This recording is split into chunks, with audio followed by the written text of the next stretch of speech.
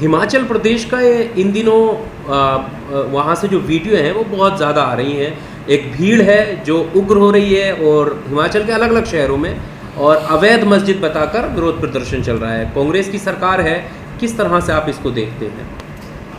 ये देखिए, ये जो सिलसिला शुरू हो गया है कि मस्जिदों पे जाके क्लेम करना कि हमारे मंदिर हैं, पुराने मंदिर हैं, या ये कि वो इसको तोड़ा जाए या इसको अजान की आवाज़ से हमको नुकसान, ये सब अचानक क्यों हो रहे हैं?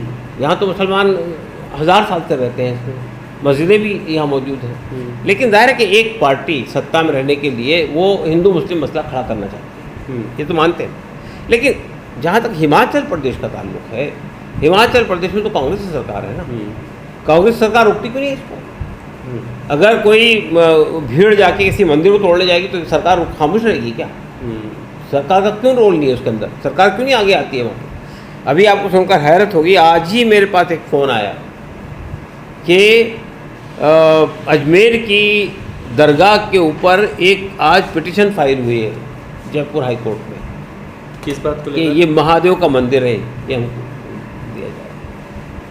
अब आप सोचिए, अजमेर की दरगाह कितने साल पुरानी है, हिंदू मुस्लिम सब वहाँ जाते हैं, जो भी अक़ीदत है उनके साथ में।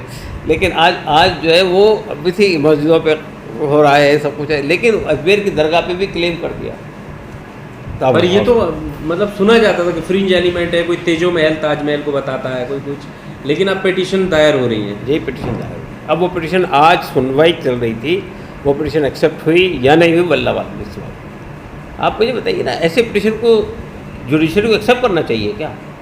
कोई भी बेबुनियाद आदमी खड़ा हो जाए, उल्टी सीधी हाथ में लगे, कल कहे में पार्लियामेंट जो है वो शिव का मंदिर है, कल को जाके कह दे, तो आप पिटीशन एक्सेप्ट कर लेंगे क्या? सवाल है जुडिशरी से। सवाल है, बिल्कुल क्लियर सवाल है। पर जो शिमला का मामला है उसमें शिमला की संजोली मस्जिद में कमेटी ने माना कि ठीक है, जो अवैध लग रहा है वो हम तोड़ देंगे खुद से। फिर मंडी में विवाद हुआ तो वहाँ पर भी उन्होंने अपनी दीवार तोड़ दी। उसके अलावा कांगड़ा, पालमपुर, बाकी शहरों में भी होने लगा। तो ये स्थिति तो रुकने वाली नहीं है, ये तो आगे बढ़ रही है चीज़ें। देखिए, ये सिलसिला तो उस वक्त शुरू हो गया जब ज्ञानवापी मस्जिद, मथुरा की ईदगाह, कमाल मौला मस्जिद मध्य प्रदेश की, और टीले वाली मस्जिद लखनऊ, यहाँ सब पे जब क्लेम शुरू हो गए तो लोगों ने देखा कि ये तो बहुत अच्छी चीज़ है। हिंदू मुस्लिम विवाद को बढ़ाने के लिए, नफ़रत पैदा करने के लिए, अपना वोट बैंक वो बनाने के लिए, ये हिंदू मुस्लिम इशू बनाने के लिए अच्छी चीज़ है। आप चीज़ों को जाइए तोड़िए। वहाँ कुछ दिन पहले महाराष्ट्र के अंदर एक मस्जिद में जाके लोगों ने कुरान शरीफ जला दिए और वहाँ धांधली की जाके पूरी। तो ये जो सिलसिला चल पड़ा है, ये सिलसिले को इस सरकार को रोकना पड़ेगा। मसला सिर्फ हिंदुस्तान का नहीं है, दुनिया के देशों में भी अगर हमारी ये छवि बनेगी कि इस्टेब्लिश मस्जिदों पे कब्ज़े हो रहे हैं और वहाँ पे जो है क्लेम किए जा रहे हैं और वहाँ कुरान शरीफ को जलाया जा रहा है, तोड़ने निकल रही है भीड़, अल्लाह के रसूल सल्लल्लाहु अलैहि वसल्लम में गुस्ताखियाँ हो रही है, ये सबसे क्या इमेज बना रहे हैं आप देश की? आप ये इमेज बना रहे हैं कि ये देश जो सदियों से हिंदू मुस्लिम एकता का एक बहुत बड़ा वो रहा है, शीर्षक रहा है, उसके अंदर ये सब हरकतें शुरू हो गई। और उसके बाद आप दुनिया के अंदर ये जाकर दिखाने की कोशिश करते हैं कि भारत जो है वो एक दुनिया के अंदर एक पीसफुल वर्ल्ड बनाना चाहता है। तो आप अपने देश के अंदर तो ठीक कर लीजिए मामला को। विदेशों की जंग रुक जाती है मोदी जी के कहने से। हाँ, तो अपने घर के जंग नहीं रोक रहे हैं आप, विदेशों की जंग रोक रहे हैं। पर इसमें ये भी है, जैसे अभी आपने ये कहा कि विपक्ष मजबूत हुआ है, पक्ष कमज़ोर हुआ है, मुस्लिमों के लिए स्थिति क्या बदलाव हुई है? मुस्लिमों के घरों पर बुलडोज़र पहले भी चलता था, आज भी चल रहा है, और मुझे लगता है कि जो घटनाएं हैं वो 4 जून के बाद बढ़ी हैं तेज़ी से। तो क्या बदलाव हुआ? देखिए, विपक्ष अगर ये समझता है कि मुसलमानों का वोट टिकट फॉर ग्रांटेड है, वो तो मिलना ही मिलना है हमारे को, तो ये खाम ख्याली से निकल आना चाहिए। मिल तो रहा है लेकिन हाँ ठीक है ना, एक लिमिट होती है हर चीज़ की, एक लिमिट होती है हर चीज़ की। तो अगर विपक्ष समझता है कि बीजेपी जितना मुसलमानों के खिलाफ आवाज़ उठाएगी उतना ही हमारा वोट मजबूत होगा, ये ख्याल से बाहर आना चाहिए। अगर विपक्ष मुस्लिम इश्यूज़ के ऊपर में, माइनॉरिटीज़ के इश्यूज़ के ऊपर में, दूसरे समुदाय के इशू पे आवाज़ नहीं उठाएगा तो उसको बिलाखिर लोग छोड़ देंगे। भाई आपको देकर भी वही हो रहा है, तो बीजेपी से डायरेक्ट बात की जाए। मेरा कहना सिर्फ ये है असल में कि विपक्ष को अपने रवैये पर सोचना चाहिए। अगर यही रवैया कंटिन्यू रहा तो उसका वोट भी खिसक जाएगा। पर जैसे हमने देखा, पहले कभी कोई मुसलमान को अभद्र भाषा बोलता था, लेकिन अब मस्जिद, पैगंबर इस्लाम, मतलब स्थिति जो है वो और आगे बढ़ रही है। जी बिल्कुल, इसलिए आगे बढ़ रही है कि सरकार कोई एक्शन नहीं ले रही है।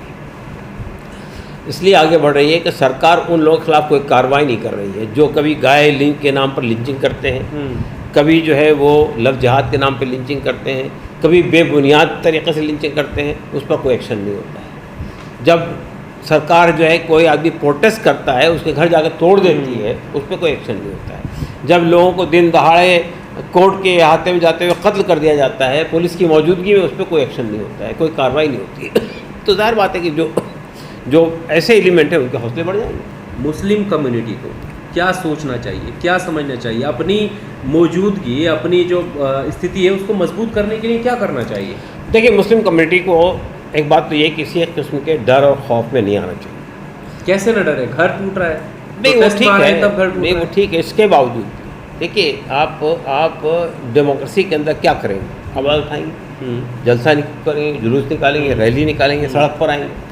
तो वो जो ऑप्शन अवेलेबल है उनको अवेल करना चाहिए, नंबर 1। दूसरी बात ये कि मैं समझता हूँ कि हिंदू सोसाइटी में भी और इस मुल्क की जो अक़लियतें हैं उनमें भी इंसाफ पसंद लोगों की कमी नहीं है।